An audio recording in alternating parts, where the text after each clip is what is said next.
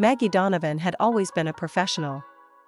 She was used to answering phones, solving customer problems, and listening to the strangest complaints. Working for the prestigious Nextcom, she thought she had heard it all.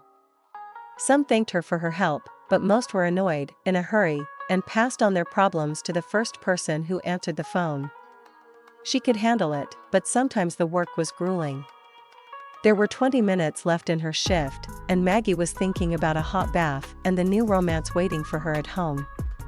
When the next call came, she automatically answered. "Good afternoon, this is Nextcom customer service. My name is Maggie. How can I help you?" She didn't hear the typical irritated muttering or shouting, but a deep, velvety male voice. "Hello, Maggie. Glad you answered." Her fingers hovered over the keyboard. The voice was so unexpectedly pleasant that she was slightly taken aback. "Thank you, sir. What is your problem?" The man paused for a moment, as if considering his answer. "Problem? Oh, it's serious. I installed your system, and it's driving me crazy." Maggie relaxed, noticing that this was another typical tech call. "Sorry for the inconvenience. Let's get this straight. What's your contract number?" "Let's forget about the guests," he said, a small smile in his voice. "How was your day?" She blinked in surprise. This didn't fit into any of her scripts. "Sorry, sir, but I'm here to solve your problem." "You already solved it." "Your voice," he trailed off again. "It sounds so soothing." Maggie felt her cheeks heat up. "Thank you," she managed. "But please tell me about your question." Finally the man says. "Okay, seriously, I'm having problems with the system. I tried to connect it, but the instructions you sent me were, well, too boring. Perhaps you could explain it to me in your beautiful voice?" Her face turned even redder. She typed on the keyboard to find the user manual. "Of course, sir. Let's start with step 1. She explained in detail what to do, but he didn't seem too interested in the technical details. "You know, Maggie," he interrupted her, "you have to be very patient. Working with clients requires a lot of skill." "Thank you, but this is just my job," she replied, returning to the conversation in the game language. "You are so strict with money," he said with a slight mockery. "But I admit, you intrigue me." Maggie laughed nervously, although she was flattered. She barely kept her tone formal. "We need to focus on your question, sir."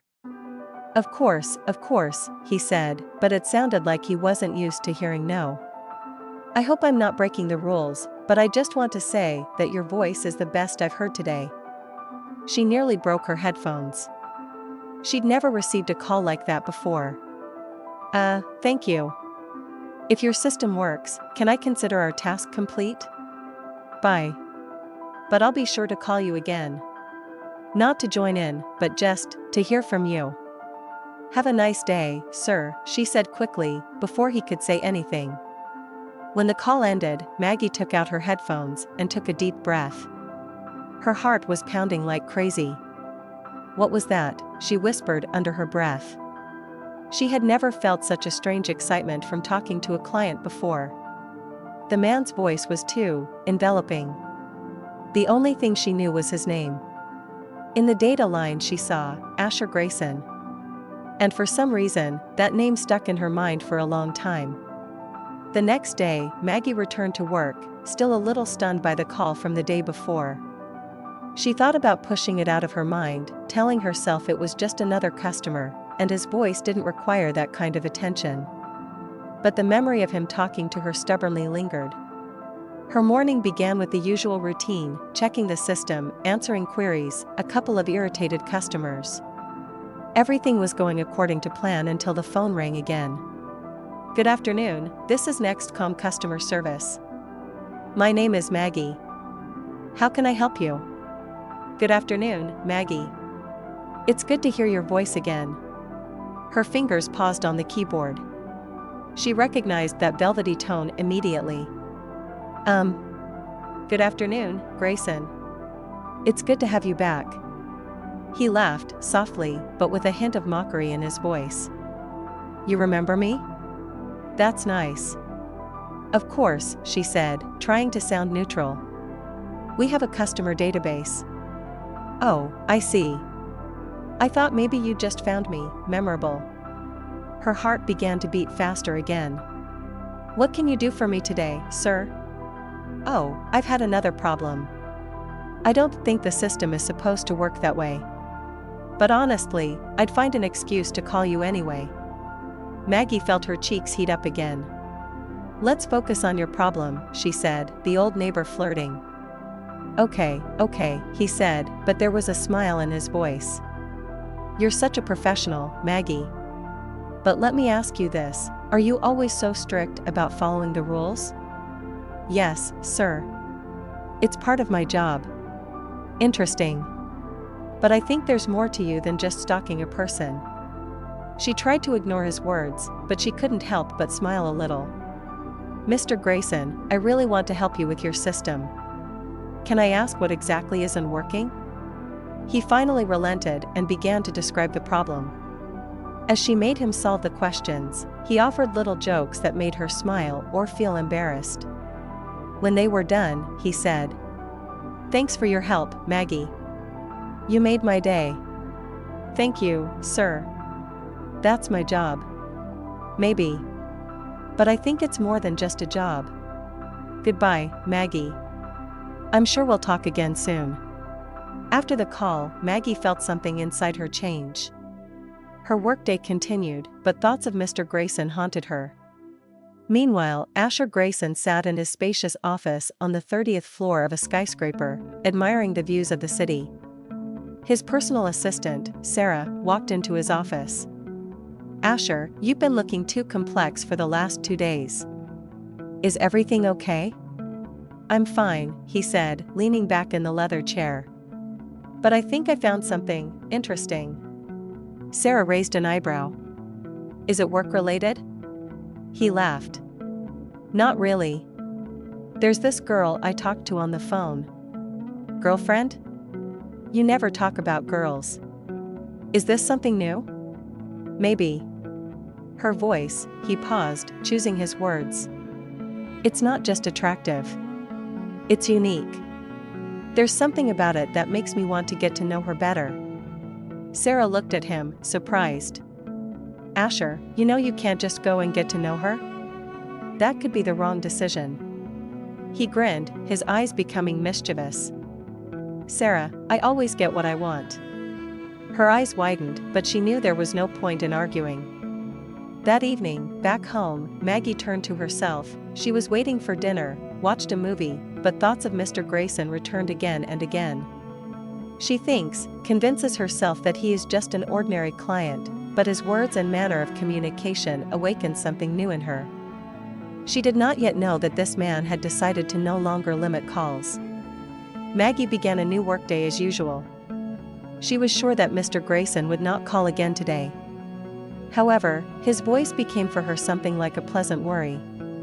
She was even a little worried, to be honest, but tried not to show it.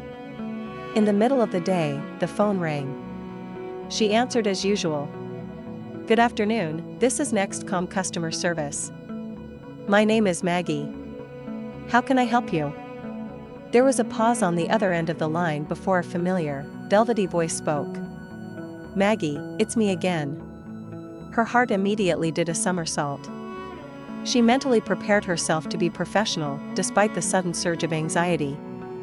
Good afternoon, Mr. Grayson. Is there another problem? He laughed softly. No problem. But I thought perhaps you might be willing to meet. She froze. Excuse me? I know this sounds sudden, but I would like to meet you in person. As long as it doesn't disturb your manufacturer, of course. Her breathing quickened, and she silently cursed herself for the traitorous tremor in her voice. This is very unusual. Mr. Grayson, I'm just a help desk guy. Just, he interrupted. Don't belittle yourself, Maggie. Your voice already changed a lot about me. Mr. Grayson, she tried to keep her cool. That's not really appropriate. Then do this. I'll send you the address. If you decide you want to meet, it'll come. If not, I won't bother you. Her heart was pounding. It's not. But he'd already closed the phone. An hour later, her work messenger received a message with the address. It was a restaurant downtown. Maggie had been fighting with herself all day. Her mind was screaming that this wasn't a good idea, but her heart was pushing her to take the risk. What me, she muttered under her breath as she stood in front of the mirror that evening. She chose a simple but fiery dress, emphasizing her figure, and pulled her hair into a neat bun. When she entered the restaurant, she was greeted by a cozy atmosphere, subdued lighting, soft smells of exquisite dishes. She felt a little out of place, but decided to go all the way. The maitre d' approached her with a smile. "Good evening, are you Mr. Grayson?" "Yes," she answered, barely hiding her excitement. "Follow me." She was led to a secluded table by the main window overlooking the night city. Asher was already sitting there, looking impeccable in a dark suit. He stood up as she approached and smiled. "Maggie. I'm glad you came." "I'm still not sure this is a good idea," she admitted, sitting down opposite him. "Then let's prove it was a wrong idea," he said, pushing the menu towards her. That evening, Asher showed himself in an unexpected way. He was not just a charismatic businessman, but a man with a deep sense of humor, a care for the mind, and a sincerity that ruined. Maggie laughed, sometimes even forgetting that this was her client and not an old acquaintance. "You realize this is strange, right?" she said as the waiter took away their empty plates. "Maybe," he agreed. "But sometimes strange things lead to something good." When dinner was over, he insisted on giving her a ride home. At the car, Asher suddenly stopped and looked at her. "I have to ask, are you sorry you came?" She paused for a second before smiling. "Not yet." His smile widened, but he refrained from saying more. "Then I won't say goodbye." Her heart sank in sweet anticipation as she watched him go through it. Maggie knew this meeting was no accident. The next day, Maggie felt both excited and vulnerable. Yesterday's meeting with Asher had exceeded all her expectations, but left her with many questions. Leaving her apartment, she thought about focusing on her usual routine. However, his image kept popping into her thoughts. The workday was as usual. She checked calls, dealt with client problems, and tried not to think about last night. However, as the afternoon approached, a voice came through her headphones that she could no longer confuse with anything else. "Maggie." She froze. "Mr. Grayson," she said professionally, but her heart quickened its rhythm. "Please, just call me Asher." "How can I help you today?" "It's personal. I would like to invite you to lunch." "Lunch?" she asked, looking at the computer monitor as if it might give her some clue. "Yes. It's an open-ended offer. I just want to get to know you better." Maggie was confused. Her inner voice warned her that she was going too far. "Asher, I'm not sure if this is appropriate." "Then don't think of it as appropriate. Just think about whether you want to spend a little more time in my company." She paused. His confidence both intrigued and frightened her. "Okay," she finally agreed. "Fine. I'll send a car for you in an hour." A short time later, Maggie was waiting in front of the office. The black sedan stopped and the driver politely opened the door for her. When she got to the restaurant, Asher was already waiting for her at a table on the terrace overlooking the park. His smile seemed to light up everything around him.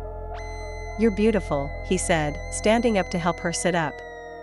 "Thank you," she replied, feeling a light connection from his compliment. They ordered light dishes and began to talk. Asher was relevant to his work, his hobbies, and his family. His sincerity struck Maggie. She felt that he was not just starting to learn, but really wanted to share his life. "What about you?" he asked, interrupting his thought. "Tell me about yourself."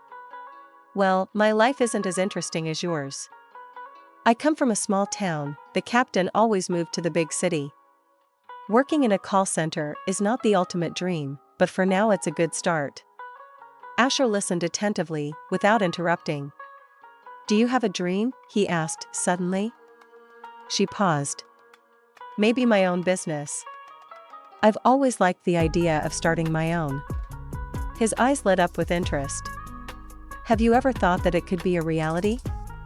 Sometimes, she admitted. But it seems so far away. Asher leaned closer. I believe you can do it. The words, spoken with such conviction, brought an exciting warmth to her. As they neared the end of lunch, Asher insisted on walking her back to work. As they approached the car, he suddenly took her hand. Maggie, he began, looking her straight in the eye. I want to be honest. You are more to me than just a pretty voice on the other end of the phone. She felt her breath catch in her throat. I know this all seems too fast, but I can't go against what something says. Maggie looked at him, feeling her heart beat in time with his words. Asher, this is all so unexpected. I'm not asking you to answer me right now. I just want you to know that I'm willing to wait. The words sounded like a promise. As the car drove away, leaving her in the office, Maggie knew that her life would never be the same. A few days had passed since lunch with Asher, but Maggie couldn't get him out of her head. Every word, look, and gesture of the man was stuck in her head. Her internal conflict was growing, her mind was telling her that all this was wrong, her heart was screaming at her to take a chance. At the office, during another workday, Maggie tried to have fun, merging into everyday life. But at that moment, a familiar voice sounded in her headphones again. Good morning, Maggie. She flinched. Asher? Her voice was both surprised and concerned. You didn't expect me to answer, like you looked like you did. She smiled, though she knew he couldn't see it. I didn't expect you to answer. How was your day? Busy, she answered honestly. Then I'm suggesting something that might make it better. Maggie rolled her eyes, feeling her lips curl into a smile. You want to take me to dinner again? This time, I want to take you to dinner. At my place. Her heart sank. At your place? That feels too personal. I understand. But it's just dinner. I want you to feel comfortable. Maggie hesitated. She knew it was a risky move. Okay, she finally said. Great. I'll text you the address and pick you up after work. That evening, Asher's car was waiting outside the office, gleaming under the streetlights. She got in, frowning nervously. When they arrived at his house, Maggie couldn't help but be surprised. It was a posh mansion with large windows and a cozy console. Asher greeted her at the door, dressed in dark jeans and a white shirt that showed off his athletic build. Welcome, he said, extending his hand to help her out of the car. The inside of the house was both luxurious and cozy. Style and attention to detail were everywhere. The kitchen table was already set, candles lit, and beautifully laid. You made all this yourself? She asked, surprised, eyeing the exquisite dishes. Yes. Sometimes I like to cook. It's soothing. Reassuring? She chuckled. I would say that you do not live the kind of life that requires reassurance. Asher smiled. You would be surprised. They sat down at the table, and the conversation flowed easily and casually. Maggie learned more about his childhood, his aspirations, and how he built his business. But why me? She suddenly asked. Asher thought for a moment before answering. You are special, Maggie. From the very first conversation, I felt it. Your voice, your attitude, the way you look at the world, it attracted me. She paused, feeling her cheeks flush. After dinner, they settled into the living room. Asher turned on soft music, and the atmosphere became even more intimate. You are too good for this world, Maggie joked, looking at him. Maybe you make me a better person, he replied, not taking his eyes off her. The moment was both terrifying and alluring. She felt him slowly leaning closer, and for a moment she stopped thinking, surrendering to the moment. Their first kiss was tender and passionate. It was like a flash that destroyed all your suggestions. As their lips parted, Asher said quietly, "Maggie, I want to be with you, but only if you want me to." She looked into his eyes, and for the first time in a long time, she felt completely safe. "I want that too," she replied, surprised at how easily the words came out of her mouth. This evening changed everything. Maggie knew there would be difficulties ahead, but in this moment, she was ready to risk it for the sake of finding out where this connection would lead them. Several days had passed since that dinner at Asher's house, but the memories of that evening, his words, and that kiss had not left Maggie. Her heart was in conflict. On the one hand, everything seemed too good to be true. On the other, she could not deny that she was infatuated with this man. But her life at work did not stand still. Co-workers began to notice that Maggie had changed. She seemed happier, but also a little distant. Her best friend at the office, Jason, did not miss the opportunity to ask what was going on. "Maggie, you are literally glowing. Do you want to tell me who it is?" She laughed, trying to hide her embarrassment. "Jason, you are too curious." "Oh, come on. I am your friend. And you know that I can immediately understand when something is wrong." Maggie watched. "Okay. There is one person." "Yeah. I knew it." He clapped his hands. "Tell me." "He's a client. We met by chance." "Well, not exactly by chance." Wait. You're telling me you're having an affair with a client? That sounds like the beginning of something risky." "It's not that simple. He's not an ordinary client. He's special." Jason narrowed his eyes. "Special, you say? Okay, I won't pry, but be careful, Meg. Sometimes what seems like a fairy tale is actually more than we realize." Jason's words stuck in her head. She began to wonder, did she know Asher well enough? Meanwhile, Asher couldn't get Maggie out of his mind either. But there were things in his life he didn't want to talk about. He had a complicated family, in which his older brother Garrett tried to hinder his success, his progress towards his achievements. That day, Garrett got a call from Asher. "Asher, do you really think you can live without thinking about what you're leaving behind?" "What do you want, Garrett?" Asher asked dryly. "You've started a new romance, haven't you?" Asher tensed. "It's none of your business. You know that everything you do affects our family. If this becomes public, do you think the press will leave you somewhere?" Asher was angry, but he knew his brother was right. His name was often in the news, and any personal event could become a reason for a scandal. "Garrett, this is my life. Stay out of it." "Good luck, bro," Garrett replied sarcastically before hanging up. Asher realized that Maggie could be a target. He wanted to protect her, but how could he do that without pushing her away? That evening, Maggie received a text from Asher. "Hey, can I see you tonight? I have something important I want to talk about." Her heart sank. What could he possibly discuss? When they met, Asher looked tense, but he tried not to show it. They sat down at a table in a cozy cafe, and he began. "Maggie, I have to be honest with you." She was wary, but it happened. "There are things in my life that I don't care about you yet. My family, it's pretty complicated. My older brother Garrett is constantly trying to destroy what I'm building. And I'm worried that if we're together, it might affect you, too." Maggie thought about it. "Do you think I can't handle this?" "No, it's not you. I just don't want anyone to hurt you." "Asher, I'm a grown man.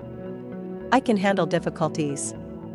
But I want to know that you're really ready to be honest with me." He took her hand. "I'm ready." This conversation was a necessary step for them. But they still had many obstacles ahead that they had to overcome together. After that conversation in the cafe, Asher and Maggie's relationship only strengthened. They became closer, more frank, and their relationship with each other deepened. But not everything went smoothly. Garrett, Asher's older brother, decided to take a desperate step to ruin their happiness. One morning, Maggie came to work and was met with an anxious atmosphere. Jason immediately jumped up to her. "Are you the news?" "No, what happened?" Jason handed her the phone. On the screen was an open news site with a chair and the headline: "Billionaire Asher Grayson's secret affair with a call center operator has been revealed." Maggie felt the ground slipping out from under her feet. There was a lot of speculation in the article, but the main thing was that her name and photos were on the front pages. At that moment, her phone rang. It was Asher. "Maggie, please don't read this dirt. I'll figure it out." His voice was tense, but respectful. "Asher, is this all true? Do you think this is your brother?" "I'm sure. He's always ready to hit you on the back if it benefits him. But I won't let him ruin what we have." "And if he already has?" she asked sadly. "No, Maggie. I won't let that happen." That evening, Asher came to her house. He looked exhausted, but determined. "Listen to me, Maggie. Yes, my family is a difficult chapter in my life. Garrett hates me because he thinks I took everything he wanted from him. He's taking revenge on me, and you've been caught up in these recommendations. But I want you to know that you're more important to me than any of this." Maggie looked him in the eye. "Asher, I'm afraid our lives will become a circus. I'm not ready for the press to follow my every move. You're not alone. We'll get through this together. But I need to know that you're ready to fight for us." Her heart fluttered. She knew she loved him, but the fear of the unknown was overwhelming. "I'm ready," she said quietly. The next day, Asher held a press conference. He addressed reporters, with Maggie by his side, and declared, "What happened was the result of an attempt to harm me and my personal life. But I want everyone to know that Maggie is the person I love. She has nothing to do with dragging her name through the mud. If anyone tries to do that again, I will do everything I can to protect her." These words were all over the news, and although the scandal continued for some time, Asher showed that he was ready to fight for Maggie. A year later, they stood at the altar. Maggie in a dazzling white dress, Asher in a classic tuxedo. Maggie's close friends and co-stars were in attendance, including Jason, who wiped away a tear as they said their final "I do." Garrett tried to contact Asher before the wedding, but he declined. He was not going to think about anything else that day except his love for Maggie. As they danced their first dance, Maggie whispered to him, "You changed my life." "And you are mine," he replied, kissing her. Life wasn't perfect, but they now had the strongest foundation, their love and faith in each other.